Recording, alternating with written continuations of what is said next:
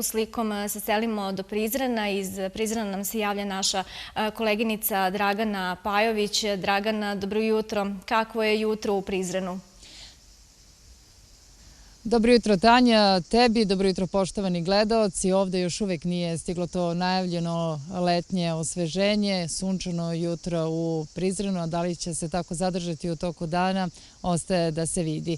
Mi smo ovde u Prizrenu u manastiru Svetih Arhangela, gde je u toku i letnja Svetoarhangelska škola, ali više o ovoj školi od mog sagovornika. Moj sagovornik je Mario Majstorović. Gospodine Majstoroviću, hvala vam što govorite za naš program, pa da čujemo više pojedinosti. Sada je već tradicija kada je u pitanju organizovanje letnje Svetoarhangelske škole. Hvala vama što nas pratite. Dobrodošli u manastir Svetih Arhangela. U toku je 9. po redu Svetoarhangelska letnja škola kaligrafije i istorije.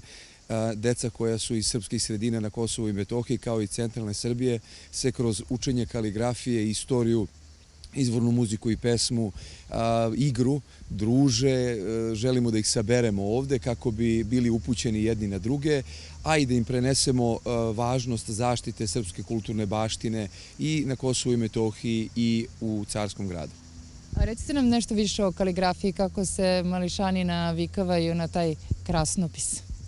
Pa znate kako, većina njih nikada nije bilo u dodiru sa kaligrafijom, to je zaista jedna lepa umetnost, ali ono što je važno jeste da nije potreban talenat za to, već samo rad i disciplina, tako da za samo 4 ili 5 dana mnoga deca koja su prvi put došli u dodir sa kaligrafijom naprave tako sjajne radove koje možete da vidite unutra posle kada bude od prošle godine. Tako da prvo uče neka slova, jedno po jedno, zatim jednu rečenicu i onda na kraju rade rad koji je završen. I koliko je polaznika u ovoj letnjoj arhangelskoj školi? Sada imamo 20 polaznika i uvek je nekako bilo malo više devojčica, ali sada imamo odnos 50-50, tako je da je baš onako dinamično i muški imaju dosta energije, tako da lepo se zabavljaju. Ono što je jako bitno da ovde postoji dnevni red, od 7 sati deca su na liturgiji. Tako je, ovde postoji raspored s obzirom da se nalazimo u manastiru, naravno zbog dece je manastir neka pravila, što kažu, olabavio, pa ne moraju baš toliko da budu, ali ovde se zaista lepo osjećamo.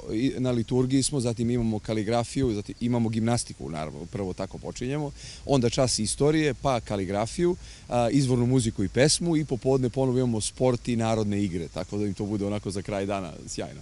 Svakako ima i vremena za druženje. Naravno, između toga nismo preopteretili raspored, ali im nismo im dali mnogo dokolice, tako da bude im dinamično. Mario, hvala mnogo.